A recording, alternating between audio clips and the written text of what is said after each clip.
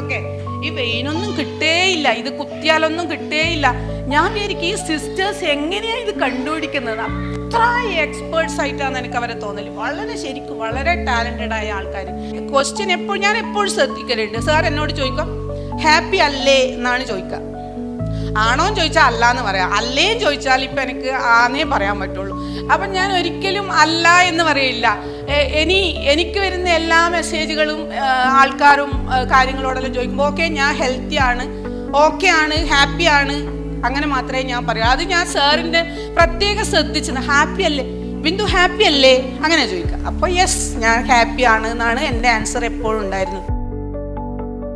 എൻ്റെ പേര് ബിന്ദു എന്നാണ്, ബിന്ദു ഗോപിനാഥ്. ഹസ്ബൻഡാണ് ഗോപിനാഥ്. അദ്ദേഹവും പിന്നെ എനിക്ക് 2 മക്കളാണുള്ളത്. 2 പേരും ചെറിയ കുട്ടികളാണ്, സ്റ്റുഡൻസ് ആണ്. വളരെ സുഗമമായി ലൈഫ് പോയിക്കൊണ്ടിരിക്കുന്ന ഒരു സമയത്തായിരുന്നു കഴിഞ്ഞ കൊല്ലം ജീവിതത്തിൽ വില്ലൻ വേഷത്തിൽ ക്യാൻസർ വന്നത്. ഹസ്ബൻഡിനോട് ആദ്യം പറഞ്ഞു ഇങ്ങനൊരു എന്തോ ഒരു പോലെ തോന്നുന്നുണ്ട് എന്ന് പറഞ്ഞപ്പോൾ ഹസ്ബൻഡ് പറഞ്ഞു അത് ചിലപ്പം ഈ നമ്മൾ ഓവുലേഷൻ ടൈമിലൊക്കെ ചെറിയൊരു തടി പോലെ ഉണ്ടാവാറുള്ളതല്ലേ, അതാവാൻ വഴിയില്ല. ആരും ഒരിക്കലും ക്യാൻസർ ആയിരിക്കും എന്ന് പ്രതീക്ഷിച്ചോ ഇല്ലല്ലോ.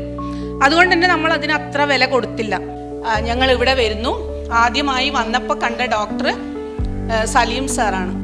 എന്നിട്ട് പറഞ്ഞു ഡോക്ടർ ഇങ്ങനെ ഒരു കോൺഫറൻസിലാണ്, സാറ് വരും എന്ന് പറഞ്ഞു. സലീം സാർ ഓടി വന്നു. ഞാൻ ആദ്യമായിട്ട് കാണുന്ന ഒരു മനുഷ്യനാണ്. വളരെ സ്നേഹത്തോടെ അപ്പം തന്നെ എനിക്ക് ഭയങ്കര നമുക്കൊരു ഫീല് കിട്ടൂലേ, ഒരു എന്തോ ഒരു ഫീൽ. സാറ് വന്നു, ബയോപ്സി സാമ്പിൾ എടുത്തു, പോയി. പിന്നെ എല്ലാം പോസിറ്റീവാണ്, കൂടുതൽ കാര്യങ്ങളിലേക്ക് പോകുന്നു.